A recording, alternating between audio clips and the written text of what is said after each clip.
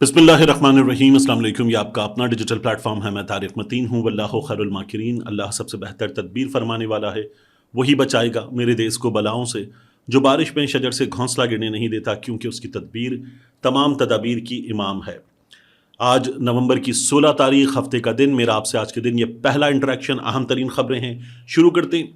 आखिर तक इस वीडियो को देखिएगा। इस वीडियो में काफ़ी कुछ है जो बहुत अहम है और मैं चाहता हूं कि आप इसको देखें। सबसे पहले लाहौर एयरपोर्ट पर जो हुआ उसकी बात करते हैं। लाहौर एयरपोर्ट पर FIA ने, वफाकी तहकीकाती इदारे ने, एक अहम कारोबारी शख्सियत को दुबई जाने से रोक दिया और उनके जो डॉक्यूमेंट्स हैं वो भी तहवील में ले लिए गए।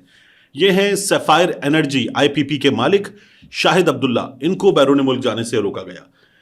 जो सोर्सेज हैं उनका ये कहना है कि एग्जिट कंट्रोल लिस्ट में ECL में इनका नाम शामिल था। दुबई जाने से इनको रोका गया। FIA इमिग्रेशन हुक्काम ने इनका पासपोर्ट और इनके दीगर सफरी दस्तावेजात वगैरह तहवील में ले लिए। वजह क्या है रोकने की और ECL पर नाम होने की? इस बारे में ये पता चल रहा है कि शाहिद अब्दुल्ला जो हैं उनके खिलाफ एंटी मनी लॉन्ड्रिंग कवानीन के तहत एक इंक्वायरी चल रही है, जिसकी वजह से उनका नाम ECL में शामिल किया गया है। और बैरून मुल्क रवानगी रोकने के इस इक़दाम को मुख्तलिफ हलकों में खासी तवज्जो हासिल हुई है, क्योंकि जिन हालात में ये हुआ है उन हालात में ये बहुत बड़ी खबर बन गई है। और हम ये कह रहे हैं दुनिया से कि आइए हमारे यहाँ सरमायाकारी कीजिए। हम अपने यहाँ भी मौजूद सरमायाकारों से कह रहे हैं सरमाया निकालें, लगाएं, सरमायाकारी कीजिए। और इन हालात में ये खबर आना तशवीशनाक है। मैं ये नहीं कह रहा कि इन पर ये इल्ज़ामात सही हैं, दुरुस्त हैं। डेवलपिंग स्टोरी अभी काफ़ी कुछ सामने आएगा, लेकिन इसको हैंडल करने का तरीका मुख्तलिफ हो सकता था। हम जब दुनिया भर से सरमायाकारी मंगा रहे हैं और हमारे यहाँ अजीब व गरीब खबरें अक्सर आ जाती हैं, तो ऐसे हालात में ये एयरपोर्ट से पहले हैंडल हो सकता था। इनको ये पता होता कि इन्हें रोका जाएगा, इनका नाम ECL पर है, इनसे तफ्तीश हो रही होती, ये सब कुछ होता, तो ये शायद एयरपोर्ट पर ये सीन ना होता जो अब खबरें आ रही हैं। इसलिए ये बड़ी खबर बन जाती है। वैसे भी हमने एक चीज़ देखी अपने मुल्क में, और हमेशा देखी है कि हमारे मुल्क में जब कोई कमज़ोर आदमी होता है ना, तो उसके खिलाफ जो मामला होता है शुरू वो अंजाम तक जाता है। और जब कोई तगड़ी असामी होती है, कोई बड़ा नाम होता है, तो वही मिसाल के कानून मकड़ी का वो जाला है जिसे दरिंदे फाड़ के निकल जाते, कीड़े मकोड़े उसमें फंस जाते। तो इस मामले में भी तफ्तीश हो, तमाम हकाइक सामने आए और हमें पता चले। खबर बड़ी है, डेवलपिंग स्टोरी है, देखते हैं कि अभी हमारे सामने क्या निकलता है। इसके बाद बात मियाँ नवाज शरीफ साहब की बुज़दिली की। मियाँ नवाज शरीफ साहब ने लंदन में गुफ्तगू की मीडिया से। रात 10 बजे के बाद इसकी खबरें हमारे सामने आना शुरू हुई। दो चीज़ें जिसकी वजह से मैं कह रहा हूँ कि मियाँ नवाज शरीफ साहब की बुज़दिली की बात करते हैं। एक तो मियाँ नवाज शरीफ साहब की एक वीडियो वायरल हो रही है, जो वो उतर रहे थे नीचे और लिफ्ट से जाएं, लेकिन उनके साथ वो जो तमाम सपोर्टर्स होते हैं, उनके कारकुन होते हैं, कुछ सहाफ़ी होते हैं जो उन्हें पाकिस्तान तहरीक इंसाफ के सपोर्टर्स से, लंदन में मुजाहिरीन से बचाते हैं, उन तमाम लोगों ने कहा कि नहीं, सीढ़ियों से उतरेंगे। मरीम नवाज शरीफ साहब ने पूछा कि क्यों लिफ्ट से, तो उन्होंने कहा नहीं, सीढ़ियों से उतरेंगे, नीचे वो हैं। तो ये जो नीचे वो हैं, इस पर आप देखिए कि आपने अपने इर्द गिर्द वहां पर कारकुनान भी जमा कर लिए हैं, वो बाकायदा भिड़ भी रहे हैं, पाकिस्तान तहरीक इंसाफ के लोगों से हाथापाई भी कर लेते हैं, वो सामने जाते हैं। और सहाफ़ी भी ऐसे रखे हुए हैं जो उनकी तरफ अपना मोबाइल, अपना कैमरा करके पकड़ते हैं और सब कुछ उन लोगों का दिखाते हैं। ये लोग जो नंगी गालियां देते हैं, घटिया जबान इस्तेमाल करते हैं, इन लोगों की कवरेज भी नहीं करते वो सहाफ़ी। तो उन हालात में भी मियाँ नवाज शरीफ साहब को उनसे बचाया जाए, ये हमने डर देखा मियाँ नवाज शरीफ साहब के सपोर्टर्स में भी, और मियाँ नवाज शरीफ साहब, मरीम नवाज शरीफ साहिबा, इन लोगों में भी हमने ये डर देखा। वरना आप कहते कि ठीक है, नहीं यार उतरेंगे, नारे लगा रहे, लगाए नारे, हम जाएंगे, कोई बात नहीं। एक ये मामला था। दूसरा, मियाँ नवाज शरीफ साहब ने 2 बार गुफ्तगू कर ली अब तक। 24 नवंबर के आने से पहले मियाँ नवाज शरीफ साहब बोले, वगरना मियाँ नवाज शरीफ साहब को तो हम बोलते हुए देख ही नहीं रहे थे। या तो मियाँ नवाज शरीफ साहब छल्ली खा रहे थे, या मरी में रोटी का वजन चेक कर रहे थे, या लाहौर में वर्ल्ड सिटी अथॉरिटी के कामरान लाशारी साहब के साथ उन्होंने मीटिंग की थी।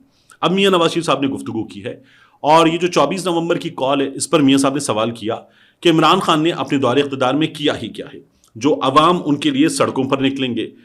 वज़ीर आज़म मियाँ शहबाज शरीफ साहब तबाहाल मुल्क की मईशत को फिर बेहतरी की तरफ गामजन करने के लिए कोशां हैं। अगर दोबारा खलल ना डाला गया तो हम मुल्क के हालात संवार लेंगे।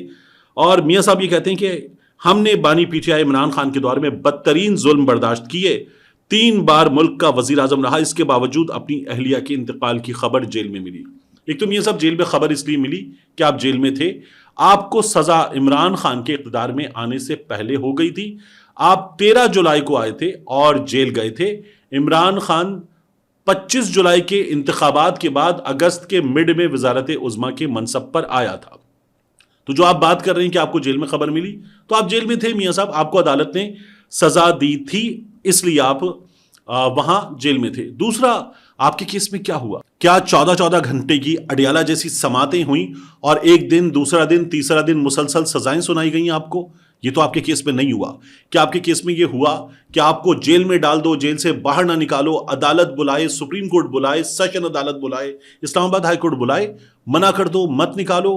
اسلام آباد ہائی کورٹ چھوڑیں، سپریم کورٹ آف پاکستان میں ایک بار پیشی پر ایک تصویر باہر آ جائے تو کھلبلی مچ جائے، قاضی فائز عیسیٰ سے لے کر اسلام آباد پولیس تک سب پریشان ہو جائیں کہ ایک تصویر کیسے باہر آ گئی ہے۔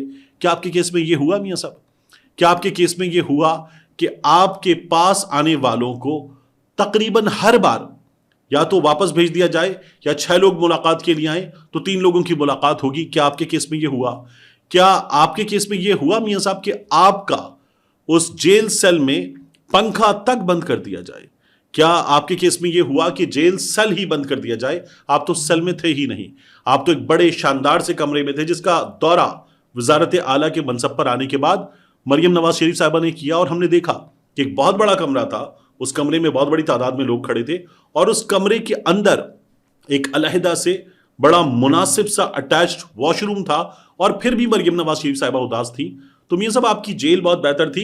یہ جو آپ کہہ رہے ہیں آپ پر بدترین مظالم ہوئے، یہ آپ عمران خان سے کمپیریزن کر ہی نہیں سکتے۔ اس کے بعد میاں صاحب کہتے ہیں کہ پاکستان تحریک انصاف والے ہمیں تانے کس بات کے دے رہے ہیں؟ پاکستان تحریک انصاف کے قائد عمران خان کی وزارت عظمیٰ کے منصب پر کارکردگی صفر رہی، اور ہمیں نکالا گیا اقتدار سے عدالتوں سے ساز باز کر کے۔ میاں صاحب عدالتوں سے ساز باز والی بات پہ تو میں بعد میں آتا ہوں، لیکن عمران خان کی کارکردگی کیا رہی یہ میں ضرور آپ کے سامنے رکھنا چاہوں گا۔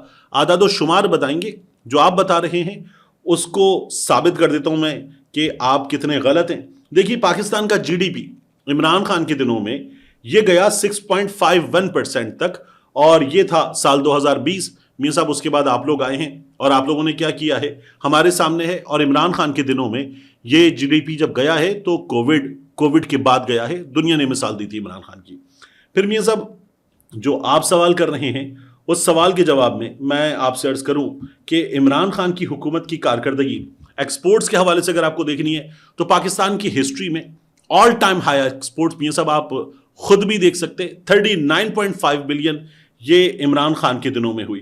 اس کے بعد میاں صاحب پاکستان کے فوریکس ریزروز یہ آل ٹائم ہائی گئے تھے اگست 2021، اور یہ بھی عمران خان کی حکومت کے دنوں میں ہوا تھا۔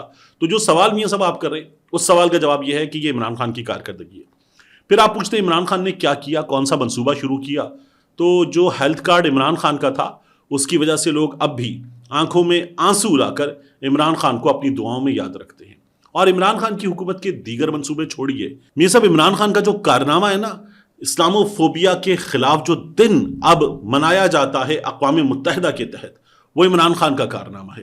اقوام متحدہ میں کھڑے ہو کر نبی کریم صلی اللہ علیہ وآلہ وسلم کی شان بیان کرنا اور یہ دن اقوام عالم میں منانے پر مجبور کرنا، یہ عمران خان کا اتنا بڑا کارنامہ ہے کہ پاکستان کی تمام حکومتوں کے تمام کارنامے ایک طرف، اور اس نبی کریم صلی اللہ علیہ وآلہ وسلم کے لیے، ان کی ناموس کے لیے کام کرنا کہ جن کی محبت اس حد تک ہمارے ایمان میں ہو کہ ہم اپنی ذات سے، اپنی اولاد سے، اپنے والدین سے زیادہ ان سے محبت کرتے ہوں تو ہمارا ایمان مکمل ہوتا ہے۔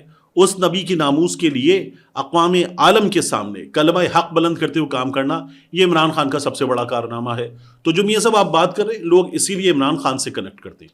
آپ سے کنیکٹ کیوں نہیں کرتے؟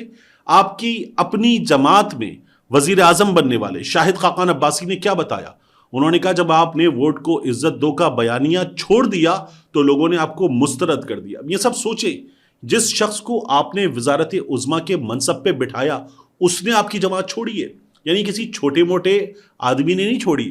جسے آپ نے وزیر اعظم کے منصب پہ بٹھایا اس نے آپ کی جماعت چھوڑی، کیونکہ آپ اپنے بیانی سے پیچھے ہٹ گئے۔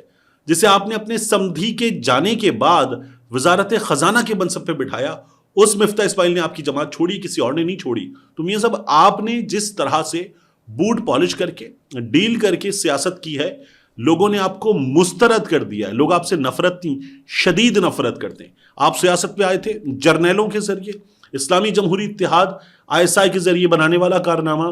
اس کے بعد 2013 میں آپ نے جو کیا, جو آپ نے ملک سے جاتے وقت کیا, جب مشرف کے ساتھ معاہدہ کر کے آپ گئے تھے, تو پھر بعد میں عرب حکمرانوں نے لا کے معاہدہ دکھایا تھا کہ آپ ڈیل کر کے گئے تھے میاں صاحب. اور اب بھی خواجہ آصف نے بتایا کہ اسٹیبلشمنٹ نے باہر بھیجا تھا, 4 ہفتے کے لیے گئے تھے, 4 سال کے بعد آپ آئے تھے. تب بھی کب آئے تھے آپ؟ جب قاضی فائز عیسیٰ آ گئے تھے, وگرنہ آپ آنے پر آمادہ نہیں تھے. تو میاں صاحب لوگ آپ کو مسترد کر چکے. اب آپ پوچھ رہے ہیں عمران خان کے لیے لوگ کیوں نکلیں گے؟ لوگ اس لیے نکلیں گے کہ لوگوں نے عمران خان کے حق میں ووٹ دیا. کب دیا؟ جب اسٹیبلشمنٹ اس کے خلاف, میڈیا اس کے خلاف, اس کے بدترین سیاسی مخالفین ایک آ کر کے بیٹھ گئے تھے, اور اس کو نکالنے کے لیے جنرل باجوہ نے کارنامہ انجام دیا تھا. تو یہ وہ عمران خان ہے جس کے لیے لوگ باہر نکلے اور فیصلہ دیا تھا, اور اب اس کو یقین ہے کہ ایک بار پھر لوگ اس کے حق میں فیصلہ دیں گے. دوسرا میاں صاحب آپ کہہ رہے ہیں کہ عدالت سے ساز باز کر کے عمران خان نے آپ کو نکالا. گجرانوالہ کے جلسے میں تو آپ جنرل باجوہ کو, جنرل فیض حمید کو ذمہ دار قرار دے رہے تھے. لیکن 18 ستمبر 2023 کو میاں صاحب جو آپ نے کہا تھا مٹی پاؤ نہیں چلے گا, تو پھر شہباز شریف صاحب یہاں سے دوڑے دوڑے بھاگے بھاگے آپ کے پاس گئے تھے اور جا کے آپ کو بتایا تھا کہ یہ بات نہیں کرنی. اس کے بعد کیا ہوا میاں صاحب؟ اس کے بعد ہم نے یہ دیکھا کہ پھر آپ نے جرنیلوں کو ذمہ دار قرار دینا چھوڑ دیا. یہاں پر آپ کہتے تھے بغض سے بھرے 5 آدمی, مجھے کیوں نکالا؟ اور پھر اس کے بعد باہر جا کر آپ نے جو زبان بولی, وہ زبان آپ دوبارہ بولنے کو تیار نہیں ہے, کیونکہ آپ ایک بار پھر بوٹ پالش کر رہے ہیں. یہ آپ کی آج کی سیاست ہے میاں نواز شریف صاحب. تو اس لیے آپ جو سوال پوچھ رہے عمران خان کے لیے لوگ نکلیں گے نہیں نکلیں گے, اس کا جواب یہ ہے کہ لوگ عمران خان کے لیے نکل رہے ہیں. اس کے بعد میاں نواز شریف صاحب کی جماعت کے چہیتے صحافی ہیں رضوان رضی دادا. یہ وہ ہیں جنہیں مریم نواز شریف صاحبہ نے گڑ بھی بھیجا تھا. تو انہوں نے ہمیشہ بڑی گھٹیا زبان استعمال کی ہے صحافیوں کے بارے میں, خواتین کے بارے میں, سیاستدانوں کے بارے میں. مطلب یہ ایک اکانومسٹ کے بارے میں اپنی یوٹیوب ویڈیو میں بیٹھ کر جاہل کا بچہ, اس کا بچہ, اس کا بچہ, اس طرح کی زبان استعمال کر لیتے. انہوں نے لندن میں موجود صحافی ہیں سفینہ خان صاحبہ, ان کے بارے میں جو زبان استعمال کی, اور ان کے بارے میں اپنی ویڈیو میں یہ بتانے لگے کہ جو کچھ قاضی فائز عیسیٰ کے خلاف ہوا تھا, ان یوتھیوں کو جو گاڑیوں کے پیچھے کتوں کی طرح بھاگ رہے تھے, ان کو لیڈ کر رہی تھی سفینہ خان. اب انہوں نے سفینہ خان کے بارے میں یہ بھی بڑی گھٹیا زبان استعمال کرتے ہوئے کہا کہ سفینہ خان کا اصل کام تو کچھ اور ہے. یعنی خاتون کے بارے میں یہ بات کرتے, یہ آدمی ویسے بھی بشرا بی بی کے بارے میں, دیگر لوگوں کے بارے میں وہ زبان استعمال کر چکا ہے جس کو کوئی شریف آدمی ریپیٹ بھی نہیں کرتا. سفینہ خان نے اس کو جواب دیا. یہ ان لوگوں کی لڑائی ہے, اس لڑائی کو میں رپورٹ کر رہا ہوں, لیکن جو سفینہ خان نے اس کو جواب دیا, وہ بھی جواب اس لیے اس طرح سے دیا کہ وہ بھی شاید مجبور رہیں. وہ کہتی ہے اس گھٹیا غلیظ دلال کو, اچھا چونکہ وہ کہہ رہے تھے کہ سفینہ خان کا کام کچھ اور ہے, تو سفینہ نے پھر ان کی بیٹی تک پہنچ کے بات کی, تو میں کچھ چیزیں پڑھتے ہوئے رکنا پڑے گا مجھے. اس گھٹیا غلیظ دلال کو پیش کرنے کے سلسلے میں پی ٹی وی پر بٹھایا گیا ہے, اور اب یہ دلالی کی دال میں منہ کالا کرنے والا. پھر آگے انہوں نے گالی لکھی ہے. پھر وہ کہتی ہے ویسے یہ درست کہہ رہا ہے, میرا کام دوسرا ہی ہے. اور پھر اس کے بعد وہ دوبارہ بیٹی وغیرہ ان چیزوں پہ آ جاتی ہیں اور کہتی ہیں دوسرا کام ہے میرا, رضوان رضی کو جواب دیتے ہوئے. پھر وہ کہتی ہے اس سے پوچھے کہ سفینہ خان کے علاوہ تمہاری, پھر وہ یار صحافی, میں یہ بھی نہیں پڑھتا. پھر آگے کہتی ہے میں قاضی فائز عیسیٰ کی گاڑی کے پیچھے نہیں بھاگی, لیکن اس کی, اچھا پھر وہ دوبارہ رضوان رضی کو جو انہوں نے بات کی نا اس کا کام دوسرا ہے, اس پہ کچھ بات کرتی ہیں. پھر وہ کہتی ہے اب ہمیں یہی دلال بتا سکتا ہے کہ یہ جو بھاگے تھے وہ اس کی. پھر آگے وہ کہتی ہیں اس دلال سمیت ساری میڈیا نے میری ہی بنی ہوئی ویڈیو بھی چلائی, مطلب یہ سب بھی میری ہی قیادت میں کام کر رہے تھے. اس کو بڑا شوق ہے اپنی کتے والی کروانے کا, لو اب کر دی, اب بھونکو جتنا بھونکنا ہے, کسی نچلی ذات کے کتورے, اب بھونک چل, شاباش لگ جا اپنے کام پر. جو رضوان رضی دادا نے کیا سفینہ خان صاحبہ کے ساتھ, سفینہ خان صاحبہ نے اس سے بڑھ کر کیا رضوان رضی کے ساتھ. دونوں نے لینگویج, فاؤل لینگویج, غلط لینگویج دونوں نے استعمال کی, ٹکا کے کی, ٹھیک ٹھاک کی. اور رضوان رضی دادا نے یہ کہا, he asked for it, he actually asked for it کہ کرو میرے ساتھ. اور سفینہ خان صاحبہ نے پھر ان کے ساتھ کی, اور ٹھیک ٹھاک طریقے سے کی جو رضوان رضی مانگ رہے تھے. پاکستان مسلم لیگ نون نے اقتدار میں آنے کے بعد یہ اور اس جیسے کچھ صحافی ہیں، ان کو ان کی گالم گلوچ سے متاثر ہو کر بٹھایا ہے نیشنل ٹیلی ویژن چینل پر، ٹیکس پیئر منی پر. اور یہ لوگ جس طرح کی لینگویج پہلے استعمال کر رہے تھے، مریم نواز شریف صاحبہ سوشل میڈیا پر شیئر کرتی تھیں ان کی ویڈیوز میں اس طرح کی گفتگو کو، ان چیزوں کو، اب بھی یہ لوگ اپنی یوٹیوب ویڈیوز میں اسی طرح کی باتیں کر رہے ہیں، اور سرکاری ٹی وی کو باقاعدہ طور پر تباہ کر دیا گیا ہے. یہ ہم اس وقت اس حکومت کا کارنامہ دیکھ رہے ہیں. 24 سے پہلے کیا ہو رہا ہے؟ دیکھیے 24 سے پہلے پاکستان تحریک انصاف کے کارکنوں کو گرفتار کرنے کی مہم شروع کر دی گئی ہے. اس لیے پاکستان تحریک انصاف نے اپنے ورکرز سے کہا ہے کہ ادھر ادھر ہو جائیے، 24 کے لیے آپ کی دستیابی چاہیے. انیقہ مہدی بھٹی صاحبہ ہیں. انیقہ صاحبہ جو ہیں وہ یہ بتاتی ہیں کہ جس پارلیمنٹ کے اندر سے ہمارے ایم این ایز کو گرفتار کیا گیا، میں اس پر کیسے یقین کر لوں؟ میرے والد اور بھائی سب مفرور ہیں، ہماری رہائش گاہ اور ڈیرے کھنڈروں کی شکل اختیار کر گئے ہیں.